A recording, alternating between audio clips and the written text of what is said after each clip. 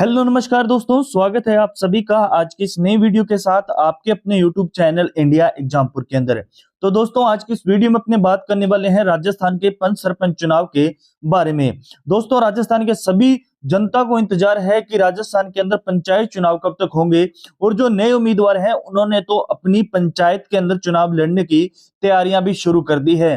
तो दोस्तों जिस भी अभी मेरे भाई ने अभी तक तैयारियां शुरू नहीं की है वो अभी से अपने चुनाव प्रचार करना शुरू कर दीजिए, क्योंकि यहाँ राजस्थान के पंच सरपंच चुनाव की तारीख फाइनल हो चुकी है और हाई कोर्ट ने भी दोस्तों राजस्थान के पंचायत चुनाव पर एक बड़ा फैसला सुनाया है। क्योंकि दोस्तों 31 दिसंबर तक राजस्थान के अंदर जितनी भी पंचायतें नई बननी है उनकी जो परिसीमन की प्रक्रिया है वो पूर्ण हो जाएगी।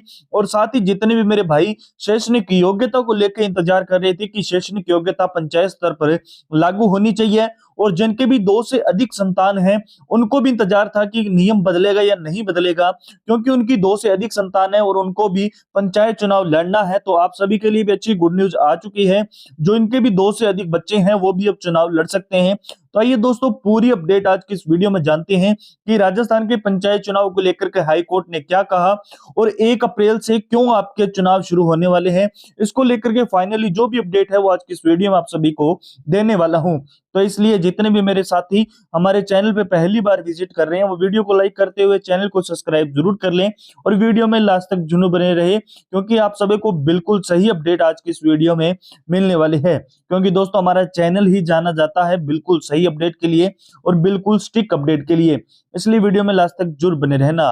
वीडियो अच्छी लगे तो वीडियो के ऊपर हाई पॉइंट जरूर दीजिएगा। तो आइए दोस्तों शुरू करते हैं आज की इस वीडियो को।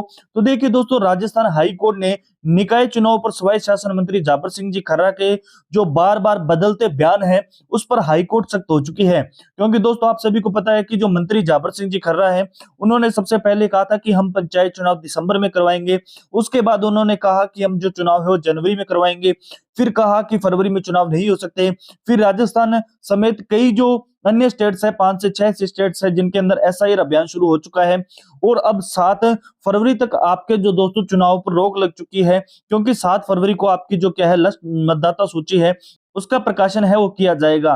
तो आपके यहाँ दोस्तों फरवरी तक तो चुनाव नहीं होंगे। फिर जो जाबर सिंह जी खर्रा कह रहे हैं कि हम मई में चुनाव करवाएंगे, लेकिन दोस्तों इनके बदलते बयान के ऊपर हाई कोर्ट सख्त हो चुकी है और हाई कोर्ट ने कहा है कि आप पंचायत निकाय चुनाव पर हाई कोर्ट का दोस्तों बड़ा फैसला है। सरकार ने कहा है कि आप 15 अप्रैल 2026 से पहले पहले जो चुनाव है वो संपन्न करवाएं और 31 दिसंबर तक जो परिसीमन की प्रक्रिया है वो आप पूरी कर लें, और आपको 15 अप्रैल से 2026 है उससे पहले पहले पंचायत चुनाव करवाने होंगे, चाहे आप 1 स्टेट 1 इलेक्शन करवाइए चाहे अलग अलग चुनाव करवाइए। यानी दोस्तों फाइनली तय है हाई कोर्ट के इस दोस्तों सख्त रवैये के बाद कि आपके 15 अप्रैल 2026 से पहले पहले चुनाव जरूर होंगे। तो आइए दोस्तों अब देखते हैं कि मंत्री जाबर सिंह जी खर्रा ने क्या कहा है।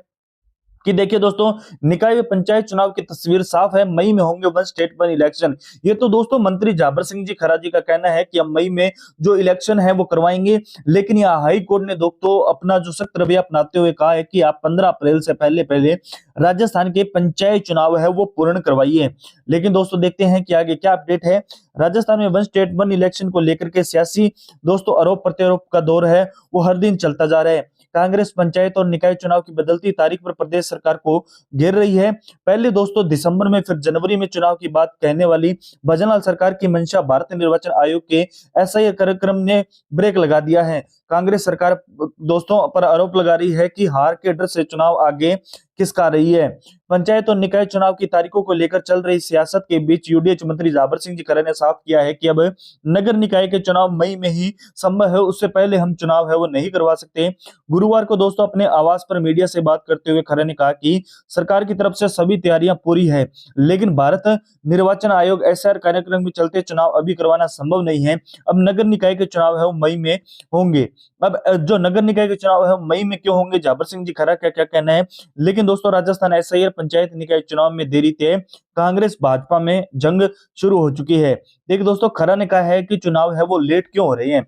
खर्रा ने कहा है कि 2 काम बाकी है, जिसमें एक सर्वोच्च न्यायालय के आदेश की पालना में राज्य पिछड़ा वर्ग आयोग का जो नियमवार दोस्तों पिछड़ा वर्ग के आंकड़े एकत्रित करने हैं, और दूसरा पिछड़ा वर्ग के आरक्षण के आधार पर लॉटरी निकालने का काम है।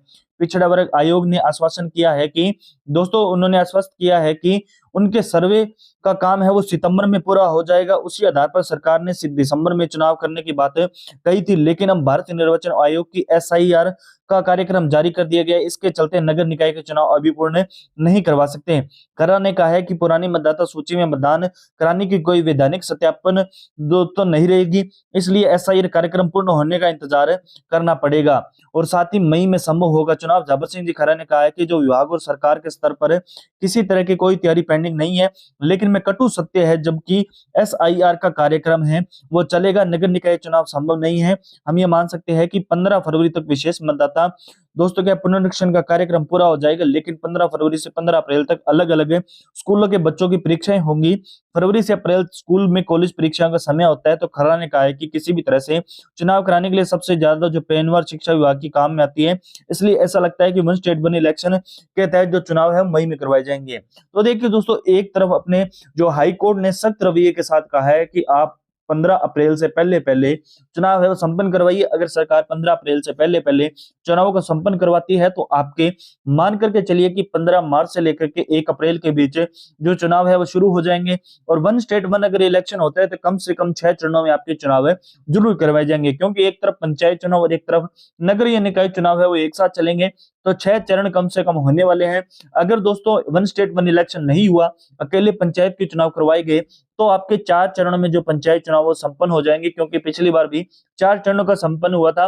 और आप सभी को पता है कि परिसमन की प्रक्रिया चल रही है और लगभग जैसलमेर के अंदर 51 जो नई दोस्तों पंचायत बनाई गई है। इसी प्रकार बाड़मेर हर डिस्ट्रिक्ट के अंदर जो फाइनली जो नई पंचायत है वो बना दी गई है और उनकी लिस्ट भी जारी कर दी गई है। तो बाकी दोस्तों पंचायत चुनाव को लेकर के जो भी अपडेट होगी वो आपको हमारे चैनल पे मिल जाएगी। और चुनाव लेट होने के कारण आप सभी को पता चल चुका है कि फरवरी तक SIR चलेगा। उसके बाद आपकी फरवरी से लेकर के अप्रैल लास्ट तक जो क्या है जो 10th के एग्जाम है, 12th क्लासेस के एग्जाम है, अन्य कॉलेजेस के एग्जाम है वो चलने वाले हैं। बाकी इसी के बाद जो चुनाव है वो होंगे, लेकिन दोस्तों हाई कोर्ट का फैसला है वो भी सरकार को मानना पड़ेगा, तो अप्रैल में चुनाव करवाने पड़ेंगे।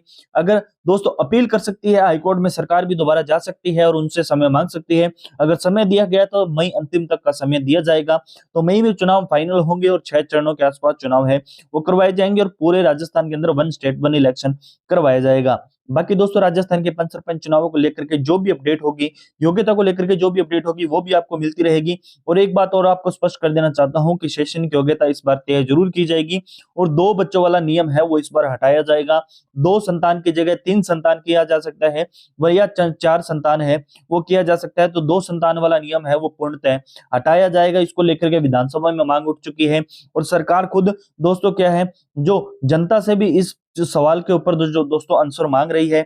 और शैक्षणिक योग्यता भी तय की जाएगी, क्योंकि पिछली बार बीजेपी गवर्नमेंट ने अपनी शैक्षणिक योग्यता तय की थी, लेकिन गहलोत साहब ने शैक्षणिक योग्यता को हटा दिया था। लेकिन फिर से बीजेपी सरकार है तो बीजेपी सरकार शैक्षणिक योग्यता तय करेगी और जो 95 से जो दोस्तों 2 संतान वाला नियम चल रहा है वो हटाया जरूर जाएगा।